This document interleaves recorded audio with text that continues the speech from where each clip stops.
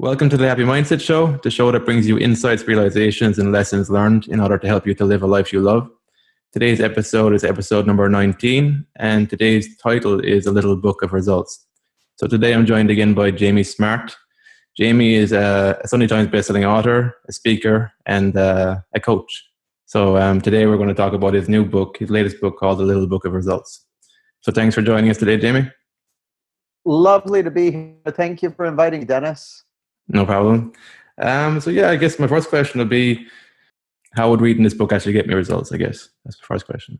Yeah, what a great question. And if I can describe the book a little bit first and then answer the question, it'll make more sense. Yeah. So the book is in three parts. Part one is all about your mindset. So it's kind of the fundamentals. It's about mindset. Then part two is all about other people, how you connect with others, how you impact others, how you influence others, how you make a difference to others. And then part three is what I call leverage. It's like, okay, how do you take all of that and actually turn it into something that generates income, generates reach, helps you make a living. Now, the reason it's done in those three parts is because often, we've all heard all the inspirational slogans and personal development sayings say, you can achieve whatever goals you want to, or, there's no limitations, it's a world of possibility and opportunity and all that sort of stuff. And when successful people who are, outwardly successful get interviewed, they say the same thing. And yet for many, many people who want to create results, they don't experience it like that. And the reason they don't experience it like that is because of how they're thinking about things. Now, of course, there's a million books about thinking, but how it looks to me, Dennis, is that there are some relatively simple truths about how we work, how we tick, what makes us tick as human beings that are universal, some things that are true for everyone. And funnily enough, I remember someone once saying to me, well, nothing's true for everyone, Jamie. And I'm like, well, gravity's true for everyone.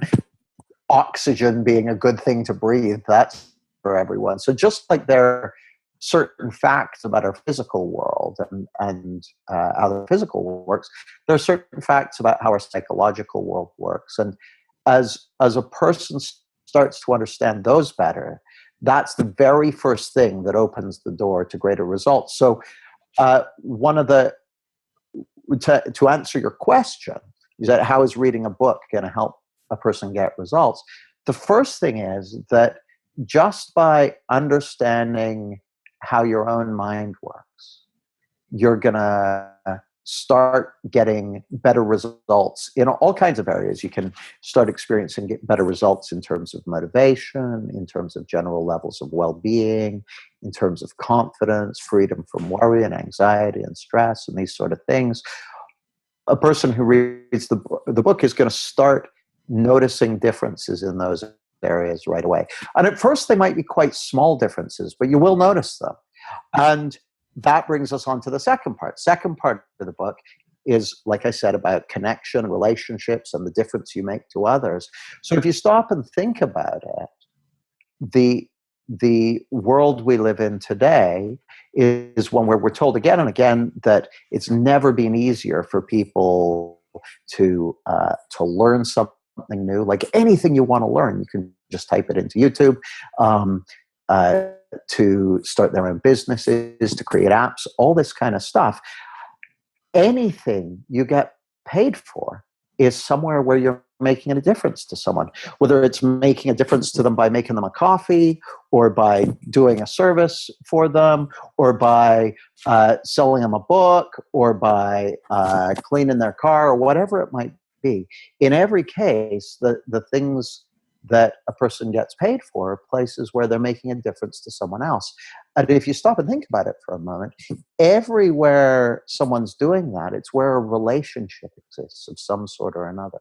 And so the second part of the book is all about relationships. And so as you read that part of the book, you'll start noticing deeper connection with the other people, better understanding of how other people tick, better understanding about how to make a difference to people. So that's where people will see results in the second part of the book.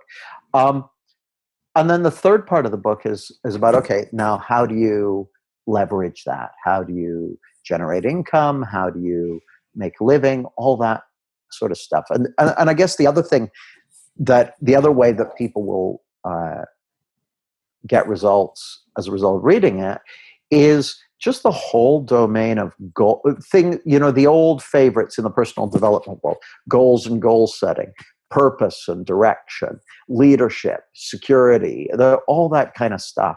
As you understand how that stuff works better, it becomes easier to create results. Whatever those results are, whether you want to find a partner or lose some weight or start a business or learn a language, because if you stop and think about it for a moment, any result you want to create is going to involve your own psychology.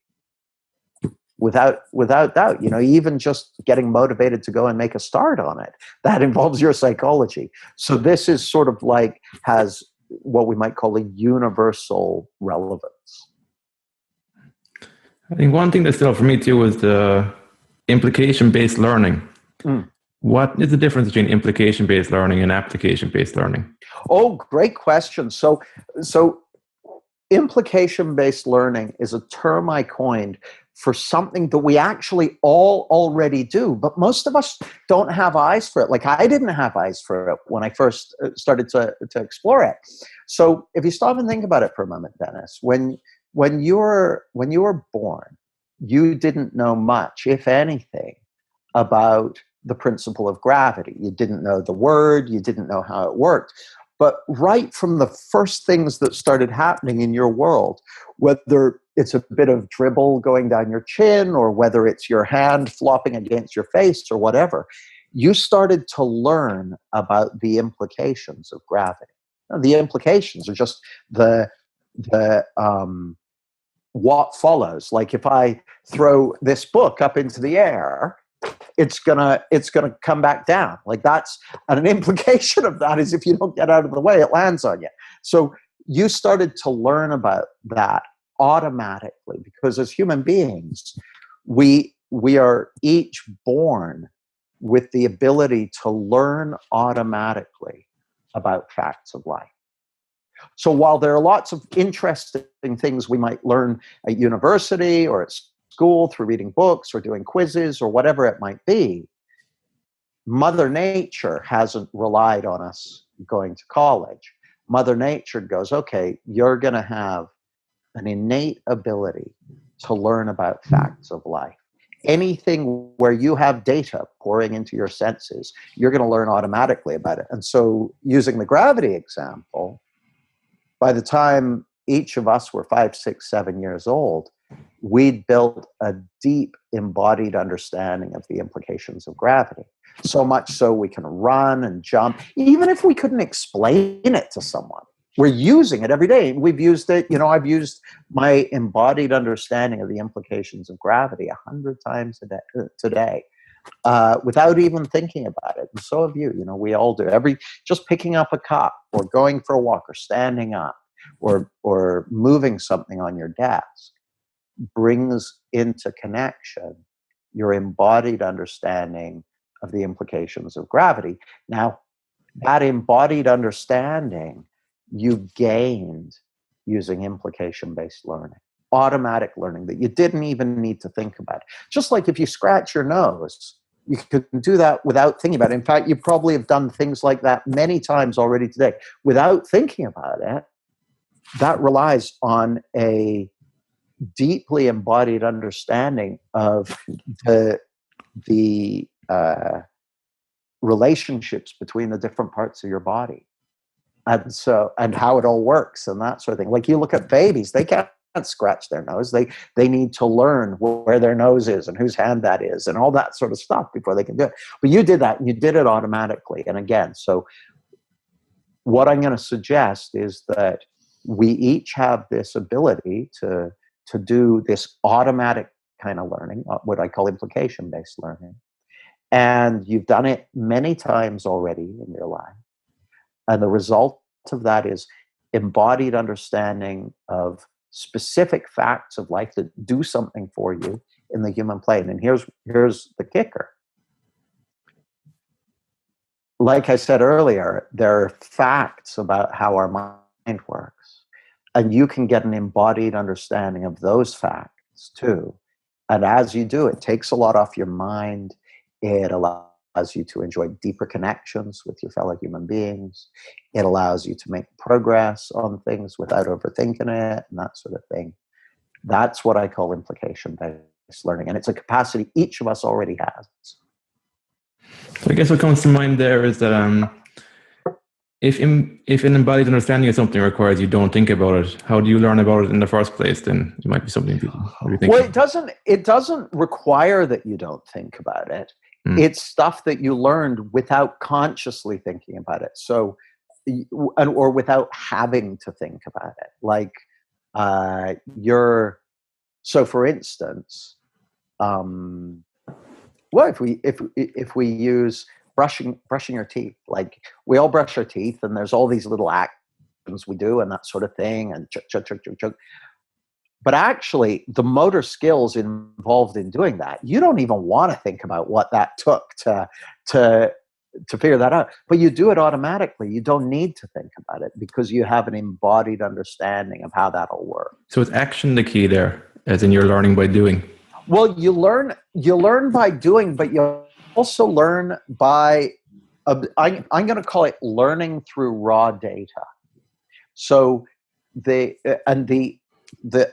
formal term for this is called statistical learning, actually, but I thought implication-based learning sounded much more user-friendly. So it's literally just taking raw data, which is presented to your senses, and learning from that. So it may well involve action. Certainly with anything like gravity, there's a bunch of action required. But I remember seeing this, I was reading a book. It was Jimmy White's autobiography. Jimmy White, amazing. And he was saying that when he was about 5 years old, he sat for several months in his dad's van, looking through the window of the pub, watching people playing pool in the pub.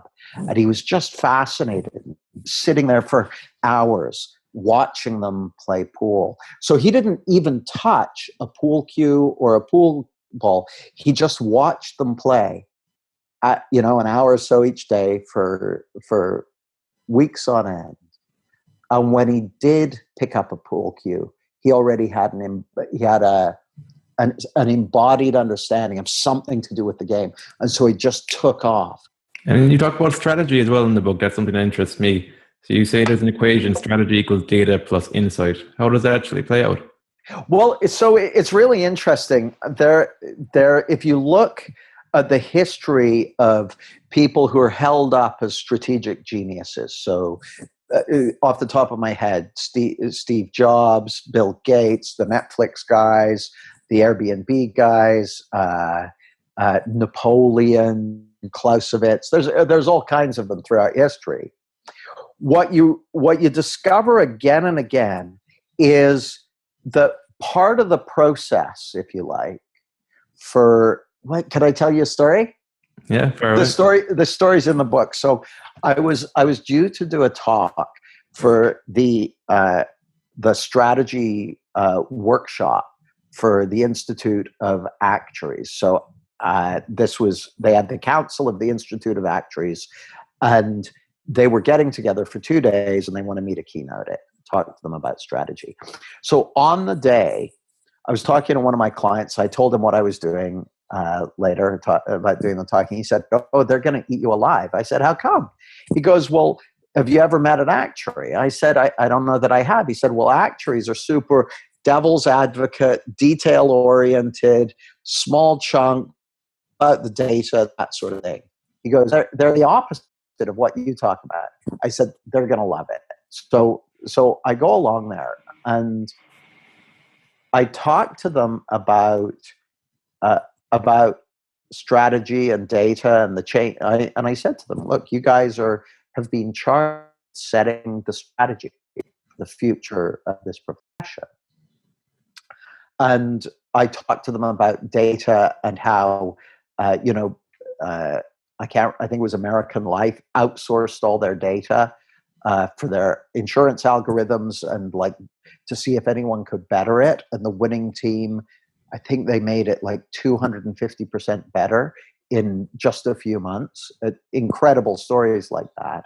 So I said to these guys, I said, there's a strategy equation. It's very simple. Strategy equals data plus insight, the one you mentioned. And I said, now you know a lot about data, you guys. They said, yeah. I said, how are you doing on insight? And they're like, we'd like to know more about insight. What are you talking about? And I explained that if you look at those strategic geniuses we talked about, in every case, they do a lot of data input. They say that Napoleon used to spend days studying before a battle, studying maps and making notes and reading stories about battles from history and that sort of thing. And then he would just check out. He would just go for a walk. Jobs used to do the same thing. There's a story about Jobs after he had been fired by Apple, and then he came back and turned the business around, and they were killing it with the Mac. And he was being interviewed, and the interviewer asked him, what are you going to do next? You know, the Mac has been this incredible success. What are you going to do next? And Jobs said, I don't know. And the guy was like, you don't know? Well, what are you going to do about that? And Jobs said, I'll wait until I know. He's waiting for an insight, waiting for the insight that showed him a way. So the insight he had was he saw that music, you know, he saw what was going on with Napster and file sharing and that sort of thing. He created iTunes, created the iPod, threw a life preserver to the music industry, and Apple became the most profitable company on the planet. So strategy equals data plus insight. Strong strategy comes from insight, but insights that's been informed by data. And so, you know, so does the data need to come before the insight, or can the insight ever come before the data? Well, good question. I think insights can come whenever you like, but I was talking to someone about this the other day. I said, how many insights have you had about marine biology? And they said, what? I said, how many insights have you had about marine biology? They said, none. So why do you think that is? I go, well, I'm not interested in marine biology. I'm like, right. So it looks to me like if you're wanting to create strategy for a particular thing like a business or your career or your coaching practice or a podcast for that matter,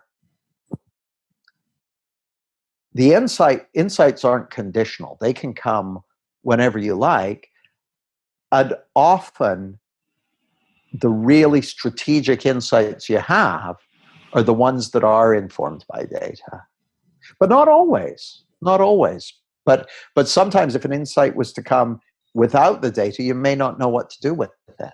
Like all my insights into marine biology. It's like I didn't know I had them. So I don't like, I call it a strategy formula. That's a little tongue in cheek. The reason I presented it as a formula to the Institute of Actuaries because they love formulas. But there's a kernel of truth in it, which is that insight, like if you look at the businesses that are just smashing it at the moment, businesses like Amazon or Airbnb or Uber or Apple for that matter, Netflix, these are businesses where people have had profound insights into the changing nature of reality. So for instance, Uber, how hard is it to, like, everyone kind of goes, oh yeah, it's so obvious, Uber, you know, smartphones, sat nav, it was just a matter of time. It's easy to say it looks obvious in retrospect. But actually, if it was easy, there would have been lots of Ubers fighting it out. But actually, they got the jump. And I think part of that is because insight is the thing that opens up new possibilities for people. Yeah, could you just explain the difference between exponential insight and linear thinking? Yeah. So the way I see it, Dennis, is that we have evolved for a linear world. Okay. And that's good. It's good for us to know the territory where we live and that sort of thing. But insight is exponential. Insight can show you something that you couldn't get to from your, like, have you ever had that thing? Here's a really simple example. Oftentimes I'll speak to someone and they'll say, yeah, I had this problem and I thought about it, I just couldn't solve it. And then I went to sleep, and I woke up the next morning and I knew exactly what to do.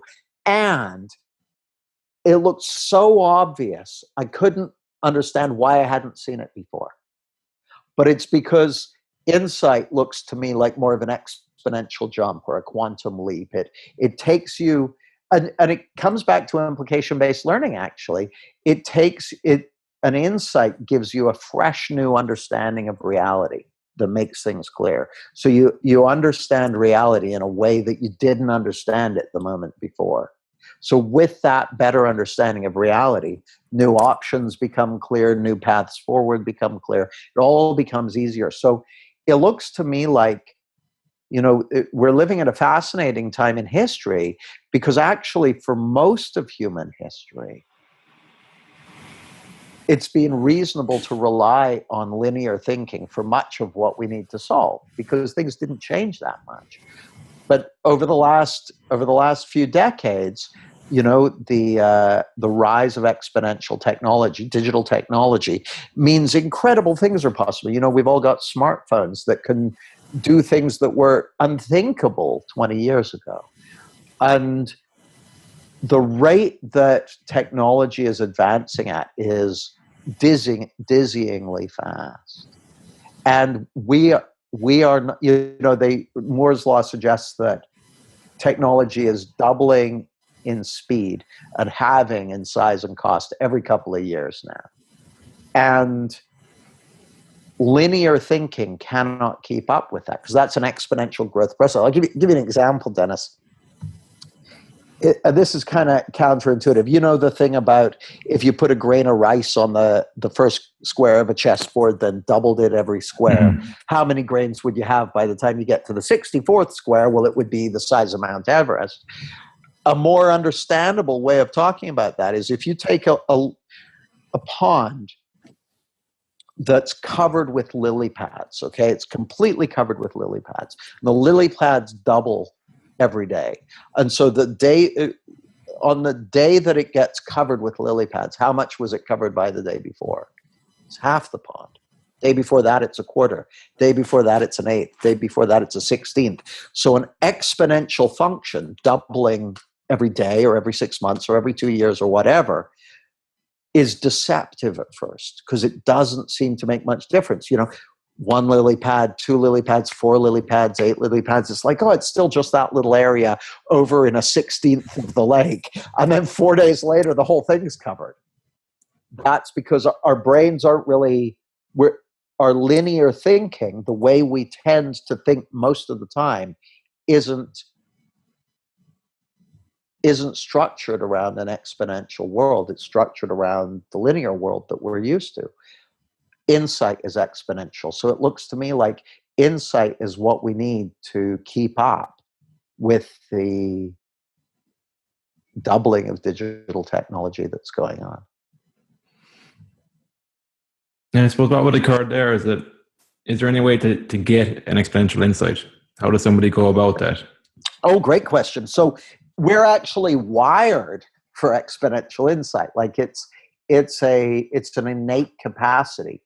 In fact, insight is how you learn to walk, how you learn to talk. All the implication-based learning we were talking about earlier, that is insight-based. Like, because getting the implications of something, realizing how it works, that happens through insight.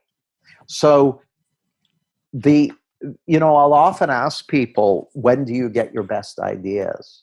And the sort of answers we get are when I'm going for a walk, when I'm just falling asleep at night, first thing in the morning, when I'm driving to and from work. What's characteristic of those different times is there are times when the person's not actively working away at a challenge or a problem or a solution they're looking for. And their mind is in a more restful place. Now, you asked, how can a person go about getting an exponential insight? I'm not saying just go for a walk, because if you turn walking into the thing that will, like I said earlier, they're not conditional. So you can't make them conditional on anything. But the thing that has opened up the most insights for me, and the thing I point my clients to that opens up a world of greater insight for them, is number one is understanding that is something you've got going for you. Like, rather than it just being the thing that comes in when you've given up on it, trying to fix a problem, when forget it, I'll sleep on it, and seeing it. That people are always surprised when those things come, but you can actually say, okay, I understand that that's something I've got going for me. I'm going to start to count on it coming. So that it's one of the things I speak to in the book. Just by understanding that you have this capacity makes the capacity more available to you. So is that the self-correcting nature of the mind? Yeah, like our minds are, and it's funny, Dennis, we have the notion of our bodies being self-correcting to some degree. If we get a scratch or a cut, it heals up. If we get a bruise, well, it gets to, in fact, the bruise is the body taking care of that area that's been bumped or thumped or whatever. So we know that if we get a cut, maybe we just keep the wound clean or get it stitched or whatever, and then it heals of its own. So we're used to the body being a self-healing, self-correcting mechanism. Even something as simple as like running up a flight of stairs, your lungs automatically take in more oxygen, your heart beats faster to fuel the muscles, all that sort of stuff. And we take it for granted. But what we haven't typically been shown so clearly is that our minds also are an expression of that self-clearing capacity, that self-healing capacity, that self-correcting capacity. It's there in our minds as well. And so because we haven't had a light shone on that so much, there's all kinds of people telling us, here's what you need to do to clear your mind. Here's what you need to do to be in a better feeling. Here's what you need to do. And some of those are relatively, or appear to be relatively benevolent, like, go for a walk or make a gratitude list or whatever it might be. But some of them are more extreme, like going and, shooting heroin or getting drunk or whatever. They're all attempts to try and correct what is actually a self-correcting system. As well, another thing that jumps out at me in the book is how you relate this to what germ theory was like when it was discovered for diseases. Up until that point, they did all sorts of stuff that didn't make any sense.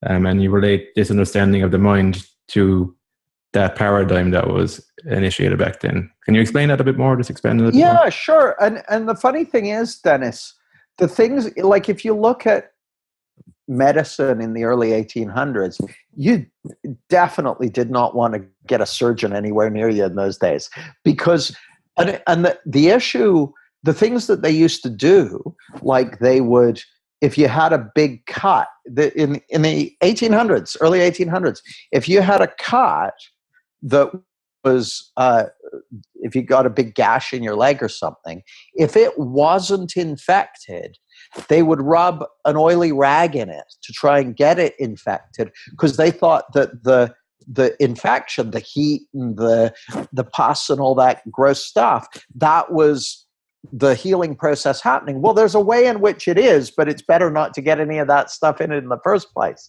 So the funny thing is, those things don't make sense to us anymore because we understand about germ theory. But back then, those things made total sense to them. It was the sensible thing to do back then, to rub an oily rag in a wound to get it suppurating and that sort of stuff, because their understanding of the body didn't include the fact of bacteria. They just didn't know. They didn't know that it was relevant.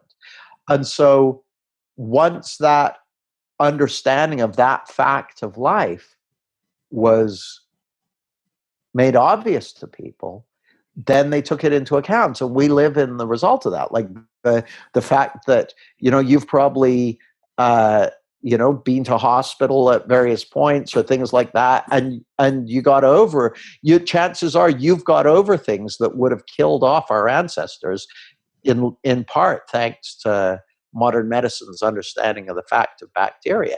In fact, you probably washed your hands more times last week than most people in the 1800s did all year. So that, it looks to me like the discovery of bacteria heralded a new paradigm for medicine, and the discovery of principles behind how the mind works heralds a new era for psychology, a new paradigm for psychology. And these principles weren't discovered by me, by the way. They were discovered by a guy called Sid Banks over 40 years ago. And Sid Banks had some really, really profound insights into the nature of who we really are and how our minds work.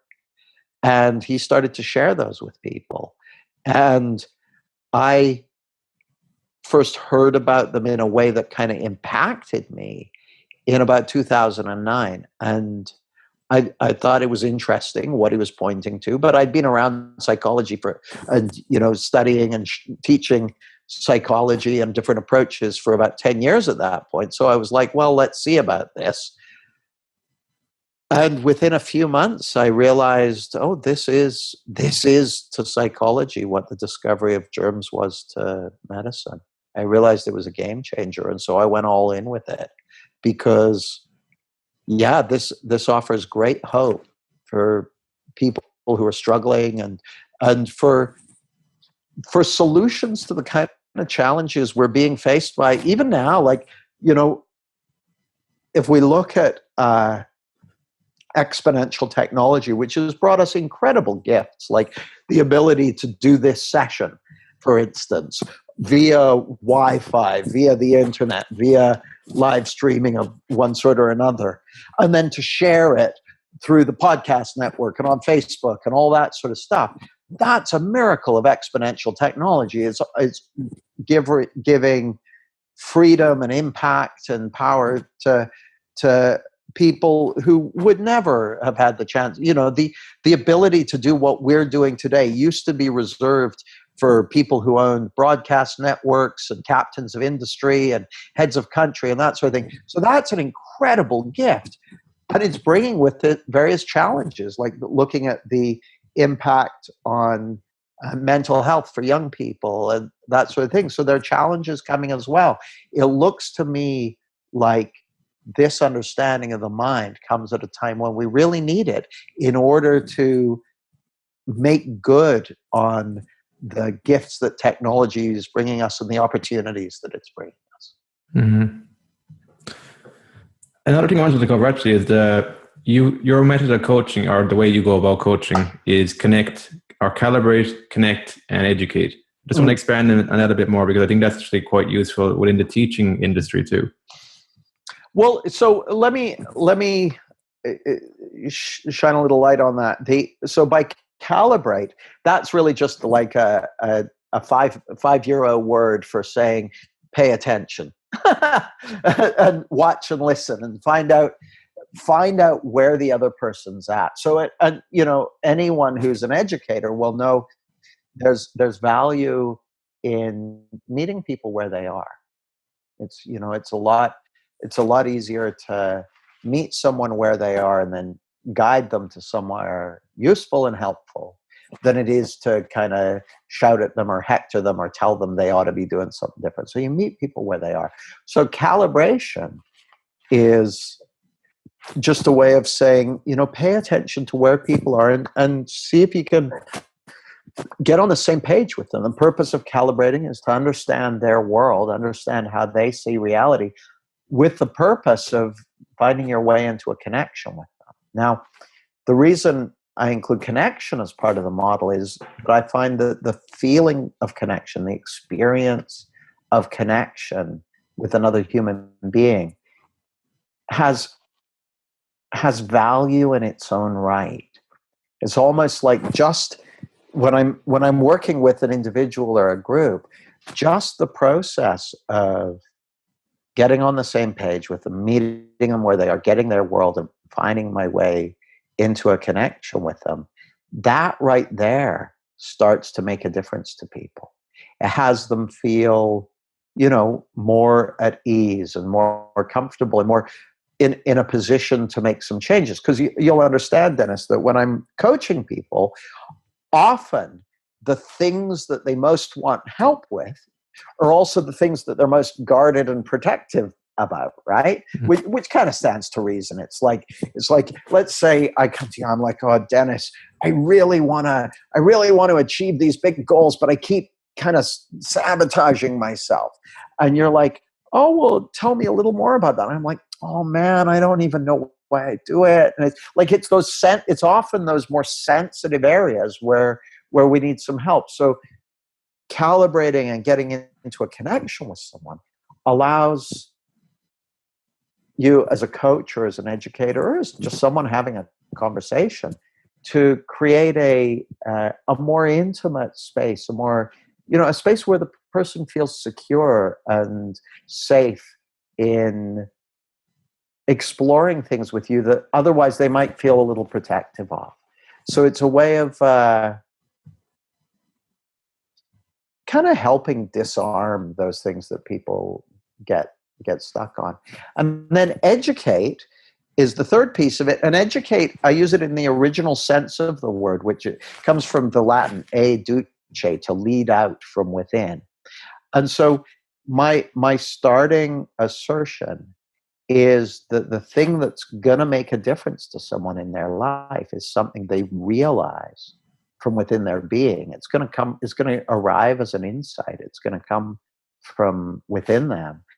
And so my job as a coach in some ways is to just help create the conditions that make it easy for the person to have the insights that are going to make a difference to them on a go forward basis. And that's kind of, at a high level, that's what I'm trying to do, whether I'm working one-to-one with someone, or speaking with a group, or having a conversation with someone on an interview. I'm doing my best to meet them where they are, find my way into a connection with them, and then help create the conditions where it's easy for them to have realizations and insights that are, going to make a difference on a go-forward basis. And then the other thing I wanted to cover was, you mentioned the transformation economy. I think we know about the knowledge economy, but I don't think the transformation economy is as widely known. So I'd like to just get your thoughts on that. Yeah, well, so the term transformation economy I coined because I looked at the data on jobs. So there's a much quoted article by, oh gosh, I've got it in the book, fortunately. I can't remember the names of the authors at the moment. But they were looking at what are the factors that influence, there it is. I'll need my glasses. Yeah, the article is called "The Future of Employment: How Susceptible Are Jobs to Computerization?" It was by Carl Benedict Frey and Michael Osborne, and it was written in 2013. And they were looking at the jobs that are easier. They basically took about 700 jobs and said which ones are the easiest to computerize, computers, robots, AI, that sort of thing, and which are the most difficult to computerize. Now, the easiest to computerize are anything that have easily replicable rules or algorithms or that sort of thing. So even algorithms that are very complex can still be mastered by an AI. So those things are relatively easy to automate. The things that are most challenging to automate are things involving creativity, things involving social intelligence, and things involving perceptiveness. And a cluster of careers where those three things come together are doing transformation work with people. And if you look at the loads and loads of people becoming interested in doing everything from coaching and training to alternative medicine, the kind of the wellness industry and the complementary alternative medicine industry is something like a $3 trillion business. Is incredible. More and more people are being drawn to this, and it looks to me like we kind of instinctively can feel the changes in the structure of society that we're going through at the moment. And Dennis, a lot of this is quite speculative because we don't know what the commercial landscape is going to look like 10 years from now or 20 years from now. I heard someone joke that basically there are going to be 8 trillionaires who own everything, and then everyone else will be employed giving them massages because so much can be outsourced to technology of one sort or another. But the places that, at least at the moment, look most difficult to outsource are those things involving transformation. And if you stop and think about it for a moment, the transformations that people want to go through are some of the things that people value most highly. Mm-hmm. So I think one other thing I wanted to explore was how does the employee experience in a company impact the customer experience? How do you see that relation play out? It's a really good question. I mean, it's quite a. There's an article that was done by Harvard Business Review, which confirmed something which we all intuitively get, which is that the state of mind of employees gets picked up by customers. So if the employees in a company are in a good state and a good feeling, then that'll get picked up by their clients. If they're in a bad state, a bad feeling, that'll get picked up by their clients. So it's funny, I was talking to a guy who was general manager of a big London hotel, and he instinctively knew that. But then he was saying, okay, how can we raise the spirits of employees? What can we do about that? And he was looking to things like, put a new coat of paint on the break room and things like that.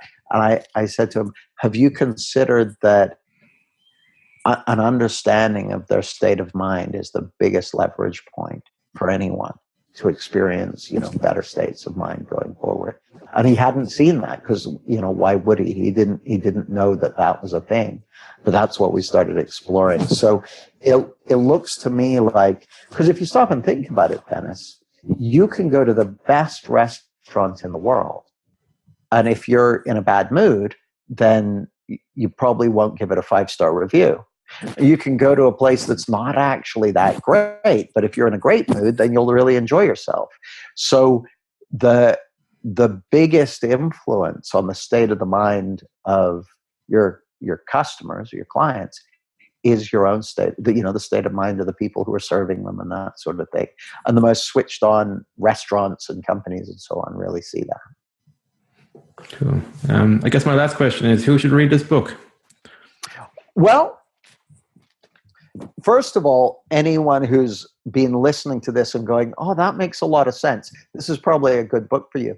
But also people who are, number one, wanting to experience more comfort in their own skin and just have a more enjoyable experience of life. Someone who wants to get deeper connections in their relationships with their loved ones, with their families, with their colleagues, with their clients.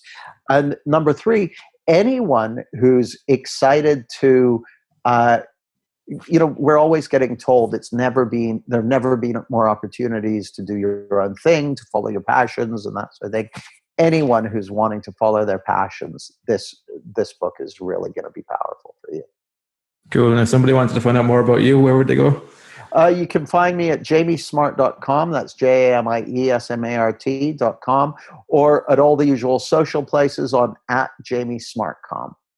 Perfect. Cool. Thanks a lot for this conversation, Jamie. I think it's shed a lot of light on our state of mind and how it affects our performance and our results. So thanks for taking the time. My pleasure. Really great to speak with you, Dennis. Cool. So until next time, have fun and enjoy the process.